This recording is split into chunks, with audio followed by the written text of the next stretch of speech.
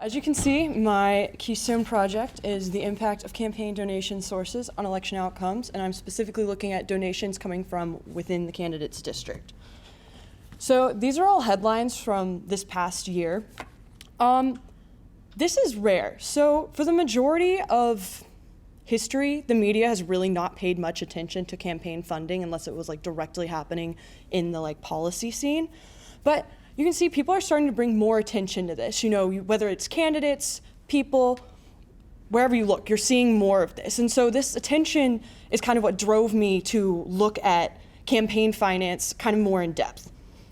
So I'm trying to see if donations from inside a candidate's district make a difference in whether or not they win their race. So what this means is, so candidates can obviously get donations from anywhere, but what I was looking at in my data is that it's generating a percentage of donations that came from that candidate's constituency, which would be the people that they're representing, not outside or from a corporation.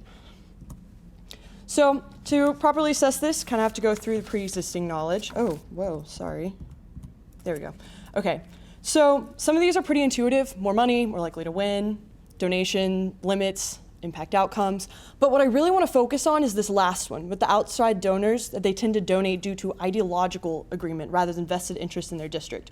When someone inside a district donates to a candidate, it's because they like the character of the candidate, or they feel like they're going to do something legislatively that's going to help their district. But when someone outside a district donates, they're doing it because they like the policy, or they think that it's going to be beneficial to them or their business personally, not because of a community investment generally. So since I'm also looking at outcomes, I have to look at who's controlling that outcome, which in this case is voters. So this is voter psychology. Anyone in the field of political science knows that voters are among the least informed population ever, and campaign finance is no exception. So they really don't know very much because most voters rely on the media, and as previously mentioned, there historically has not been a particular amount of media coverage on this topic. So when they do know about campaign funding though, many studies have found that voters start to really care about it. When they hear that, XYZ corporation is donating, or this figure that has views that completely conflict with their policy values are donating to a candidate, they start to not support that candidate as much anymore. They fear that there's some sort of quid pro quo arrangement where, oh, I donate to your campaign, you're gonna help me with my stuff. So in order to look at this more in depth, I'm using a two-prong approach. So first, I have a quantitative analysis, which is a more generalized thing. I'm looking at a number of races, trying to see if there are any general trends involved. Then I have a qualitative section that looks at 3 specific case studies that kind of allows me to delve more into the voter psychology side of things and what specific mechanisms may be at play. So my data is, as you can see here, I'm looking at 2004, 2006, and 2008 elections due to just the policy field at that time. I'm looking at open seat elections to eliminate any kind of incumbent advantage that could skew data. But the point is, I have a ton of data from a bunch of different races, and I had to look at every single donation, which most of these people had thousands, so it took a pretty long time. But what I really want to focus on is these percentage, which are also listed in the case studies, which were selected from cases I found in the quantitative side of things. These percentages are that percentage of donations that came from inside the district. So you can see there's a lot of variation just from that. That's about what the entire quantitative section looked like. So here's the beginning. Sorry for you non-stat people. I'm going to try to make this, interpretive. So the main points that I want to show here is that these means and standard deviations are fairly similar between the two parties. You're not going to see a difference in trending or skew because just the parties, since I am breaking it down in that respect. And then also, a little more easier to interpret, these wins and losses. They win about the same % of the time too, so that's also not going to be an issue. So this is what I got from my quantitative analysis. So the thing I want to explain here is that the negative or positive is going on the log odds column is going to show whether, which direction the effect has, and then the size of the number is showing you how much of an effect. So as you can see in the all, when I'm looking at all of the data, there's a very small effect. And if you look at the p-value too, so ideally your p-value is going to be below 0.05, which as you can see, this is way above that, which indicates that there's no significance, meaning this has no impact in general.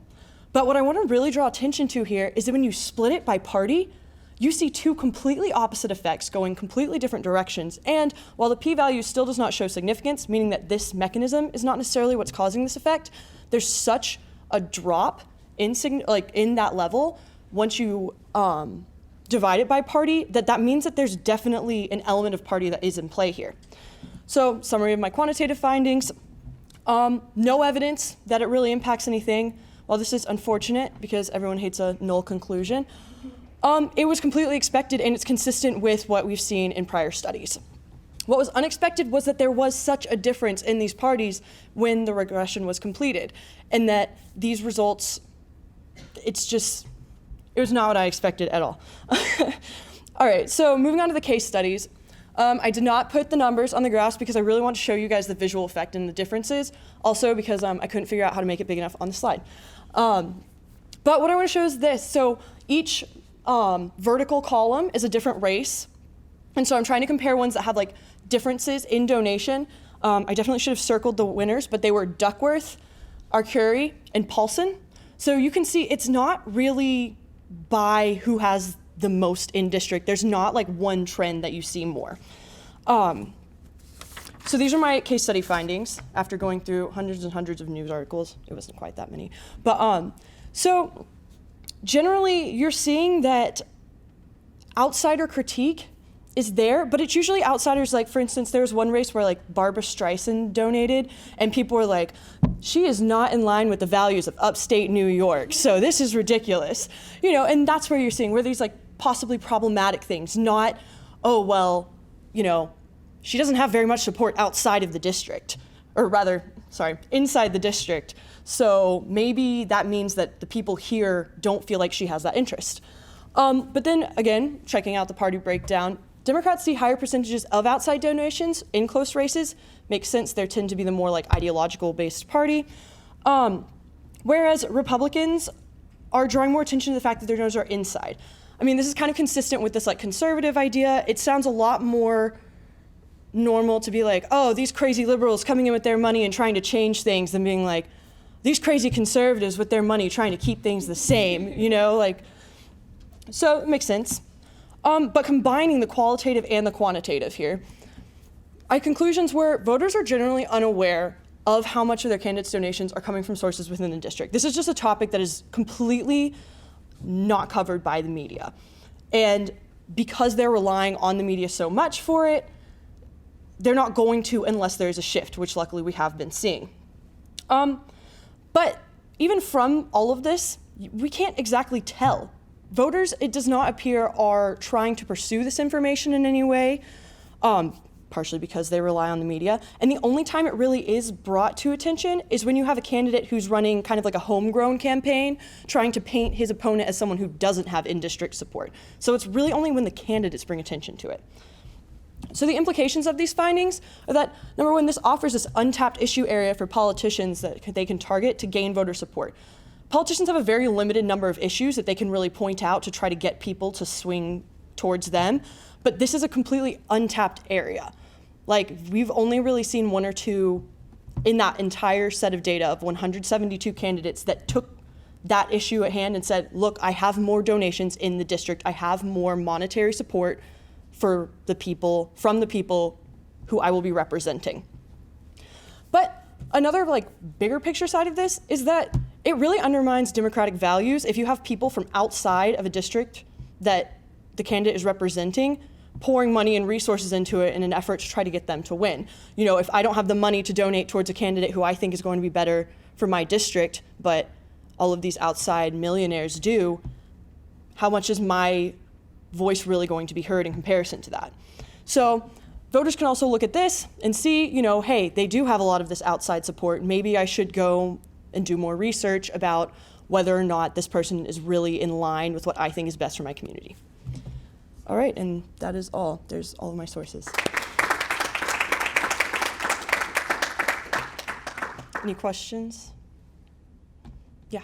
Was the proportion of monetary donations inside, or the proportion of number of donations inside the district? It was based on amounts, so it was actually monetary value. So I mean, I guess I would. So did you consider the number? So you know, if a single person who's a Republican donates a ton of money and it skews the percentage up, then that would hide other things. Mm-hmm, absolutely. So I was looking at individual donations, which are limited to, they have to report to the FEC if it's over 200, but they can't donate over 2,500. So there isn't going to be one that's going to just like really skew the whole thing. Mm-hmm. Mm-hmm. Were you able to do any kind of comparison? Because it was just 2018 you did, right? Oh, it was 2004, 2006, and 2008. Did you see any trends, or I'm thinking particularly Citizens United and the 2018, and then I was also wondering whether you were able to look at local elections, governor things, as opposed to national elections, which seems quite different. Yeah, I didn't look at state and local elections, but that would definitely be something. It could have even more of an impact at that level. I don't think you see quite as many outside donations from that in that situation. And I did not break it down by year. That would also be something probably. I did in the full data analysis, I did control for year, but I did not actually separate the data at all. Mm-hmm. When you were looking at the race outcome, did the winners always have net more donations? No, I did run a test for that too, and it came to be about the same. So, yeah. Usually when races start getting tight, both sides start pouring in a lot more money, so you see those kind of catching up to each other. Whereas in races that like one person is really ahead, which I did control for party stronghold, so that would usually be why that would be the case. That's when you're going to see these like really uneven amounts. Anyone else? Well, thank you.